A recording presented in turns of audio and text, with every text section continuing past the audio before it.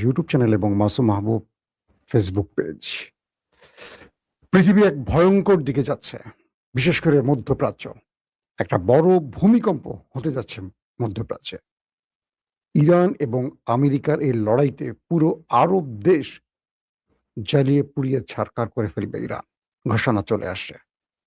এবং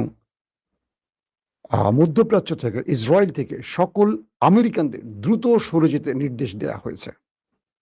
এবং যারা আরবে আছেন, যারা সরতে পারবেন না, দ্রুত বাংকারে চলে যেতে বলা হয়েছে, শেল্টারে চলে যেতে বলা হয়েছে।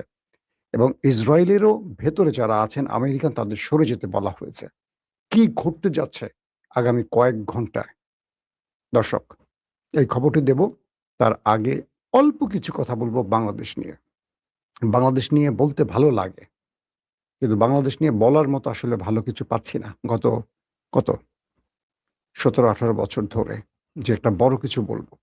একটা আমাদের বর্তমান প্রধানমন্ত্রীর রাজনৈতিক উপদেষ্টার একটা বক্তব্য শুনি।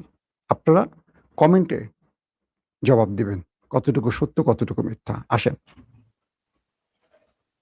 হাসনাত আব্দুল্লাহকে সমন্বয়কদের অনেকে হাসি ঠাট্টা করে বলতো হাসিনার আব্দুল্লাহ। আমি চ্যালেঞ্জ ছুড়ে দিলাম, হাসনাত এবং সার্জিস গণঅভ্যুত্থানের পক্ষে শক্তি ছিল না। গণঅভ্যুত্থানের সময় সার্জিস এবং হাসনাত ছাত্রলীগের, আওয়ামী লীগের এজেন্ট হিসেবেই কাজ করছিল। এবং এটা আসিফকে জিজ্ঞেস করেন, নাহিদকে জিজ্ঞেস করেন, আমি দায়িত্ব নিয়ে বলছি।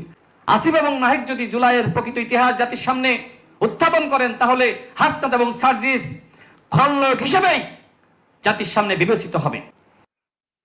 আমাদের রাজনীতির নতুন দিলদার নাটালি সামাদ, তিনি আসিফ এবং কি বলে হাসনাত এবং সার্জিসকে নিয়ে প্রশ্ন তুলেছেন। ইন্টারেস্টিং ব্যাপার কি জানেন? যে দলগুলো 54 বছর ধরে মুক্তিযুদ্ধকে বিক্রি করেছে, সেই দলগুলো এখন বলছে যে ওরা 24 বিক্রি করছে।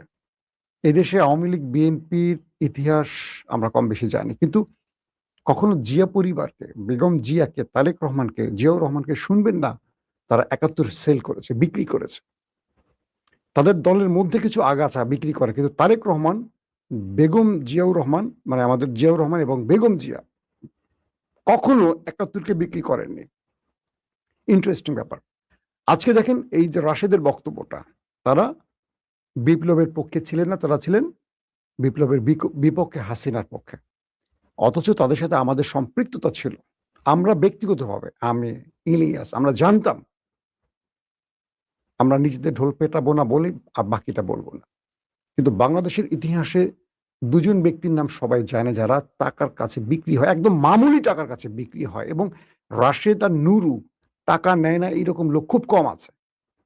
টাকা দিলেই তাদেরকে পাওয়া যেত, এত সস্তা। একটা ছোট্ট উদাহরণ দেয়। একটা বিয়েতে যাব সিলেট, বিএনপির, যুক্তরাজ্য বিএনপির সিনিয়র সহসভাপতি, মানে সহসভাপতি যুক্তরাজ্য বিএনপি, তার ছোট ভাইয়ের বিয়ে সিলেটে। আমরা প্রায় 15 জন যাচ্ছি, আমাদের ফ্লাইট টিকিট আপ ডাউন করা। এর মধ্যে পুলিশেরই ছিলেন 6 জন ডিআইজি, বড় বড় উকিল, আইনজীবী, বর্তমান বিএনপি পন্থী। আমরা গুলশানের আড়ংয়ে গেলাম পাঞ্জাবি কিনবো এক কালারের।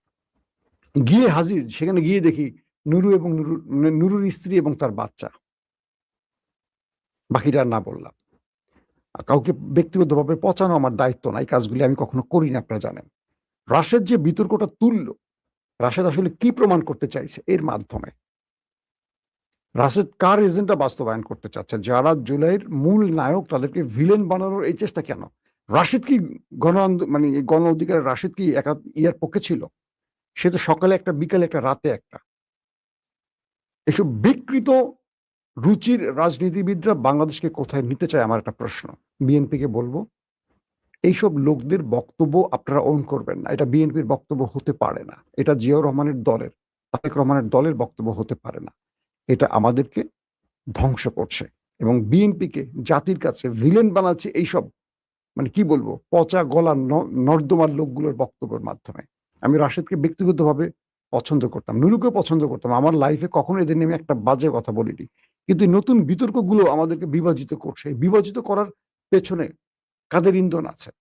কেন এই হিরোদেরকে ভিলেন বানাতে চায়? যারা হিরো তাদেরকে ভিলেন বানাতে চায়। এখন এই যুবকগুলো যদি 71-এর ইতিহাস নিয়ে টান মারে, অনেকে ভিলেন হয়ে যাবে, অনেকের কাপড় খুলে যাবে। দর্শক, এখন যে বিষয়টি আমাদের কাছে তৈরি হয়েছে, তো আমরা একটা বিষয়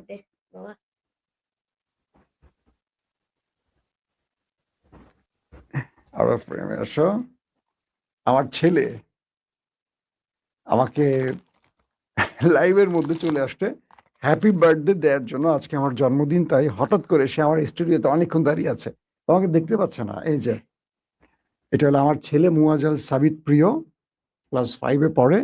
সে আমার জন্য একটা গিফট নিয়ে আসছে, বাবাকে জন্মদিনের গিফট দিবে, সে লাইভের মধ্যে চলে আসছে। এটার মধ্যে কি আছে বাবা?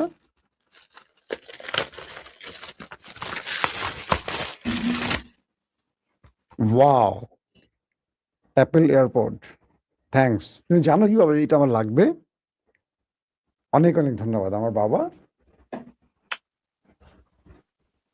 দর্শক, আমার একটাই ছেলে, ক্লাস 5-এ পড়ে। আপনারা যখন দেখেন আমি লাইভ করি, অনেক সময় টেকনিক্যাল সাপোর্টগুলো আমার এই বাচ্চা ছেলেটা আমাকে দিয়ে থাকে, এবং জন্মদিনের উইশ করে গেল আমাকে একটা দুর্দান্ত গিফট দিয়ে।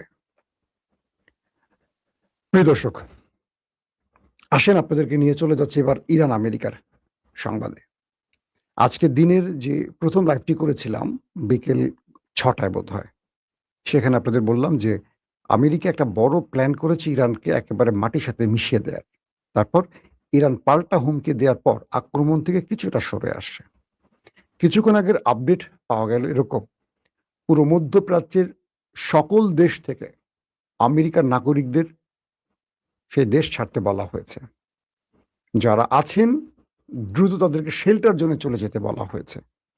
শুধু তাই নয়, ইসরায়েল থেকেও আমেরিকানদের সরে যেতে বলা হয়েছে, কারণ আমেরিকা ইরানে একটা বড় অ্যাডভেঞ্চার করতে যাচ্ছে।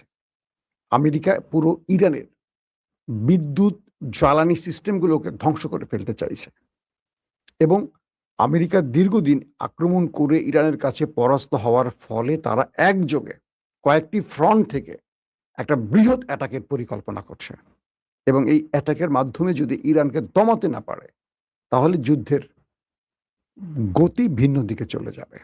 অর্থাৎ পুরো পৃথিবী একটা ভয়ঙ্কর ভূমিকম্প দেখতে যাচ্ছে। অনিশ্চিত আমাদের আগামীর দিনটা।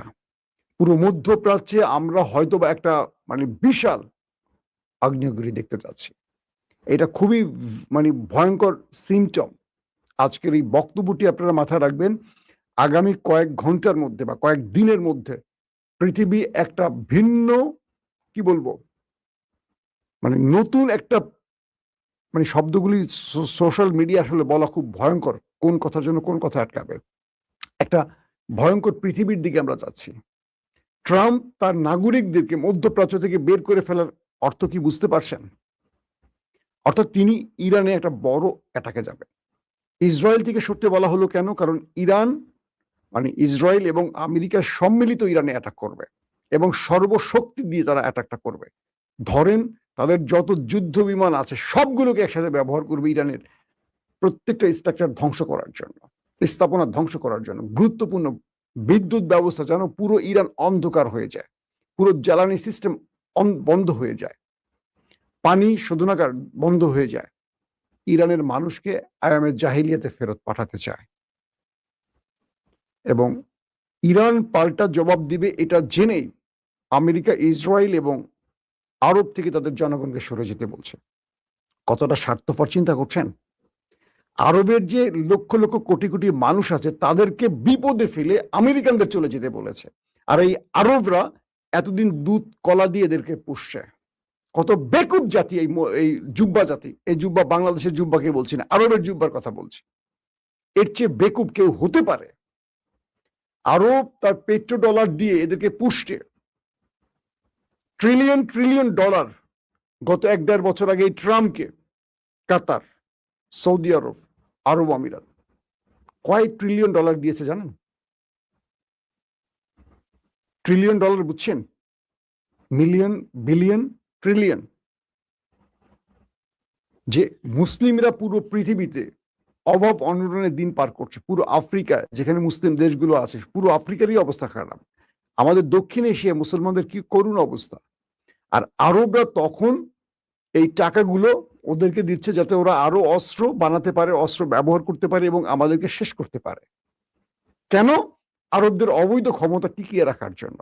যেমন আমাদের দেশে যারা ক্ষমতায় বসেন অবৈধ ক্ষমতা টিকিয়ে রাখার জন্য তারা জনগণের বিরুদ্ধে দাঁড়ান, সবসময় দাঁড়ান ওই ক্ষমতাধর শক্তির ডিপ স্টেটের পক্ষে, ওই ক্ষমতার বলয়ের কাছে তারা নিজেকে বিক্রি করে দেন। আর আমরা মারামারি, কাটাকাটি, রড দিয়ে চোখ উপড়ে ফেলে রাজপথে জীবন দিয়ে এদেরকে ক্ষমতায় বসাই। খুব আফসোস যে জাতি নিজের ভাগ্য পরিবর্তন করতে পারে না, যে জাতি তার নেতাকে নিজেই চয়েস করতে পারে না, যে জাতি নিজে বোঝে না তার জন্য কে মঙ্গল কে ভালো, স্রেফ টেন্ডারবাজি, চাঁদাবাজি, স্রেফ পাওয়ার রাজনীতি করার জন্য যে জাতি মামুলি কয়েকজন ব্যক্তি পুরো দেশকে জিম্মি করে ফেলে, সেই দেশের জনগণের ভাগ্য পরিবর্তন হয় না কখনো। আজকে সৌদি আরবের দিকে তাকান, রাজ পরিবার পুরো দেশকে কন্ট্রোল করে। ইরান গত কয়েক মাসে 130 দিন ধরেন বা 150 দিন ধরেন কি পরিমাণ এটাকে আরবে করেছে, কিন্তু একটা মুসলমানকে তারা মারেনি। ধরেন বাংলাদেশের, পাকিস্তানের বা ভারতীয় 2-4 জন মারা গেছে, তারা সেই সব জায়গায় কাজ করত, তাদেরকে অগ্রিম আগে সরে যেতে বলা হয়েছে। আরব বা আমেরিকানরা কি করছে, তারা সরে গেছে, আমাদের দরিদ্র দেশের জনগণকে সরায় না, যে মূল্য ওরা গরিব মরে যাক। আমাদের দেশের মানুষ মারা গেলে আওয়ামী লীগ বিএনপি কিছু যায় আসে? দেখেন লাশটা ঠিক মতো আসে কিনা, কত পথ ঘাট পাড়ি দিয়ে লাশ আসে। আমরা যে কথাটি বলছিলাম, আমরা আমাদের ভাগ্যটাকে নিজেরাই ধ্বংস করি, আর সেজন্য আমরা সারা জীবন পচি। নির্বাচনের আগে 1000 টাকার জন্য 5 বছর আমরা 1 লক্ষ টাকা ওদেরকে, মানে ওরা আমাদের থেকে জুলুম করে নিয়ে যায়, আমাদের ঘাড়ে ঋণের বোঝা চাপিয়ে দিয়ে। এই জাতির ভাগ্য পরিবর্তন হয় না। আরবদের যেহেতু সম্পদ আছে তাদের ভাগ্য পরিবর্তন হয়েছে, কিন্তু দেখেন আজকে কি হয়েছে, আমেরিকা তার জনগণকে সরে যেতে বলছে, আর আরবদের কি হবে?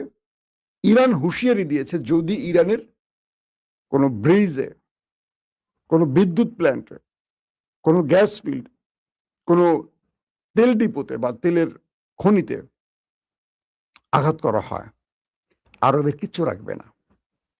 ইরানের কয়েকটি অসমর্থিত সূত্রের বরাদ্দে কিছু গণমাধ্যম বলছে ইরান যে প্ল্যান করছে 10 থেকে 15,000 মিসাইল প্রয়োজনে এক রাতে তারা হিট করবে আরব, ইসরায়েল এবং মার্কিন ঘাঁটিগুলোকে টার্গেট করে।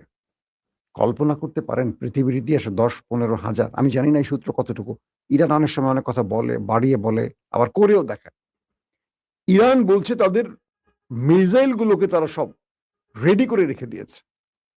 ইরানের আক্রমণের সাথে সাথে এই মিসাইল গুলোর আর কোনো বাপমা থাকবে না, অটোমেটিক উড়ে চলে যাবে, পারলে ঠেকাও, এই টাইপের একটা অবস্থা। আরবের কিছু থাকবে বলেন? আরবের যদি এই তেলকূপগুলো আগুন জ্বলে যায়, আরব তো কদিন পরে ভিক্ষা করে খাবে, এই তেল ছাড়া ওদের কি আছে বলেন? আমাদের যেমন একটা বিচি মাটিতে ফুটলে, বিচি ফুটা লাগে না, একটা বিচি মাটিতে ফেলে একটা গাছ হয়, পুরো মরুভূমি, পানি নেই, সমুদ্রের লবণাক্ত পানিকে শোধন করে তারা পান করে। আমরা তো মাটির নিচে একটা পাইপ ঢুকাই দিলে পানি বেরোতে কলকল করে।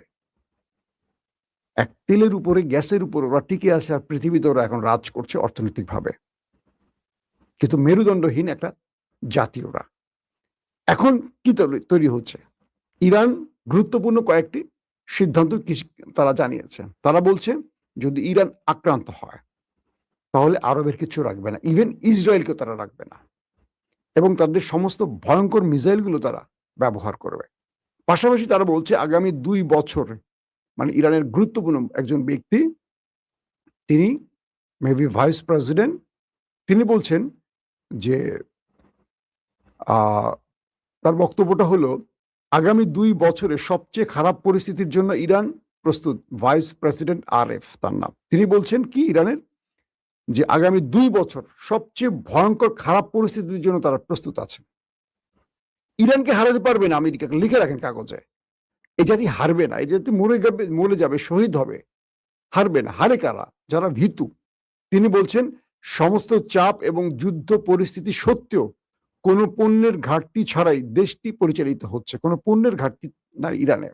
তিনি আরো বলেন প্রেসিডেন্ট পেজেশকিয়ান প্রশাসনের সঙ্গে জনগণ এবং বাজারের সহযোগিতার মাধ্যমে এই অর্জনগুলো সম্ভব হয়েছে, এবং যুদ্ধ পরিস্থিতি মোকাবেলার জন্য এর চেয়ে ভয়াবহ পরিস্থিতি যদি আগামীতে আসে সেটা তারা মোকাবেলার জন্য প্রস্তুত।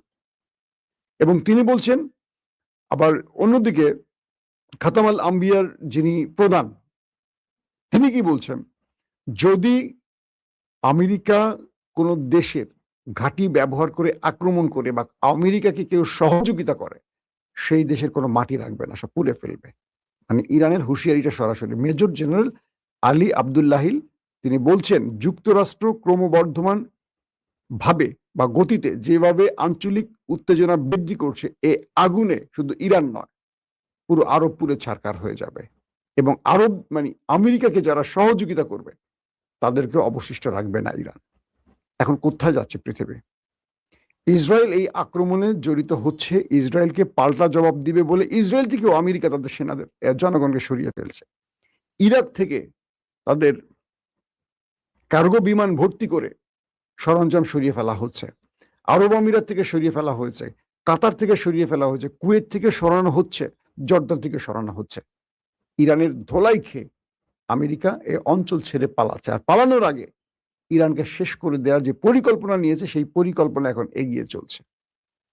এখন এই ভয়ঙ্কর যুদ্ধ খেলা থেকে কে বাঁচাবে পৃথিবীকে? এদিকে কুয়েতের সেনাবাহিনী জানিয়েছে তাদের দেশের ভেতরে ইরান বেশ কয়েকটি ড্রোন অ্যাটাক চালিয়েছে এবং তারা সেগুলোকে ইন্টারসেপ্ট করতে পেরেছে। আর ইরানের গণমাধ্যম বলছে কুয়েতের মার্কিন ঘাঁটির বেশ কয়েকটি গুরুত্বপূর্ণ জায়গায় আগুন ধরিয়ে সেগুলো ধ্বংস করে দিয়েছে ইরানের ড্রোন এবং মিসাইল। মানে ইরানের হামলা চলছে, এর মধ্যেও ইরান থেমে নেই। পাশাপাশি আমেরিকা নতুন করে আরবের কয়েকটি জায়গায় যে অস্ত্রগুলো আবার নতুন করে এনেছে ইরানের বিরুদ্ধে অ্যাটাকের জন্য, অর্থাৎ আমেরিকার মূল পরিকল্পনাটা হলো তাদের কাছে যা অবশিষ্ট আছে তারা একযোগে ব্যবহার করবে।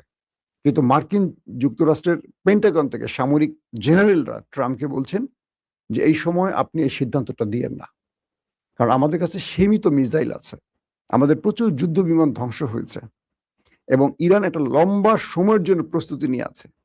আমরা যদি আক্রমণ করে ইরানকে ধ্বংস করতে না পারি তাহলে ইরান আমাদেরকে ধ্বংস করে ফেলবে, মানে আমাদের যা আছে মধ্যপ্রাচ্যে সব শেষ করে ফেলবে, আমাদের মিত্রদের শেষ করে ফেলবে এবং সবচেয়ে বড় মারটা খাবে ইসরায়েল। আমরা ইসরায়েলকে রক্ষা করতে পারবো না, আমাদের নেভাল টিম ইসরায়েলকে রক্ষা করতে পারবে না, আমরা কোনোভাবেই ইসরায়েলকে বাঁচাতে পারবো না। কারণ ইরান আক্রান্ত হওয়ার সঙ্গে সঙ্গে আরবে এবং ইসরায়েলে যে ম্যাসিভ অ্যাটাকের প্ল্যান করছে, এ সময় আমেরিকা নিজে পালাবার দিশা খুঁজে পাবে না, এদেরকে বাঁচাবে কি করে? ট্রাম্পকে মার্কিন জেনারেলরা বলছেন, আমেরিকার ওয়াল স্ট্রিট জার্নাল চেক করে দেখেন। তার মানে একটা ভয়ঙ্কর পৃথিবী দেখতে যাচ্ছি আমরা। আগামী কয়েক ঘন্টা অনেক বড় কিছু ঘটতে পারে যদি না কেউ ত্রাতা হয়ে এই যুদ্ধ বন্ধ না করে। আমরা এই যুদ্ধ চাই না, আমরা শান্তি চাই। আবারও বলছি, আমরা শান্তির পক্ষে। কিন্তু ডোনাল্ড ট্রাম্প শেষ সময় এসে তিনি কি অ্যাডভেঞ্চার করবেন আল্লাহ ভালো জানে। ট্রাম্প যদি ইরানের পাওয়ার প্ল্যান বা গুরুত্বপূর্ণ জ্বালানি কেন্দ্রগুলোকে টার্গেট করে সবচেয়ে বড় মাসুল দেবে আরব এবং ইসরায়েল। কাগজে লিখে রাখেন, কারণ ইরান ছাড়বে না এবং ইরানকে কোনোভাবে দমাতে পারবে না। ট্রাম্প বুঝে গেছেন পারমাণবিক অ্যাটাক করবেন এবং বলা হচ্ছে যে কিছু কিছু জায়গায় পারমাণবিক ওয়ারহেড ব্যবহারও করেছে পূর্বের যুদ্ধে, 40 দিনের যুদ্ধে। ইরান কাউকে বলেনি। আমেরিকা ট্রাম্পই বলছেন তারা সীমিত আকারে নিউক্লিয়ার ব্যবহার করেছে ইরানের যুদ্ধে। তার মানে কি ইরান দমে যায়নি, তার মানে ইরান দমে যাবে না। তাহলে ইরানকে দমাবেন কি করে এইভাবে হামলা করে? ইরান যখন একযোগে মিসাইলগুলো মারবেন, আরবের কিছু থাকবে? ইসরায়েল শেষ হয়ে যাক, আপত্তি নেই। আরব তো আমাদের দেশ, মুসলিম দেশ। এই আরবের সম্পদগুলো মুসলমানদের সম্পদ। কোথায় থামবে পৃথিবী? দর্শক, আজকের মতো বিদায় নিচ্ছি। প্রত্যেকে ভালো থাকবেন। আল্লাহ হাফেজ। ওপেন দাইস মানে সত্যকে সত্য বলা, মিথ্যেকে মিথ্যে বলা। আমরা শোনা কথা নয়, চোখে যা দেখি তাই বলি।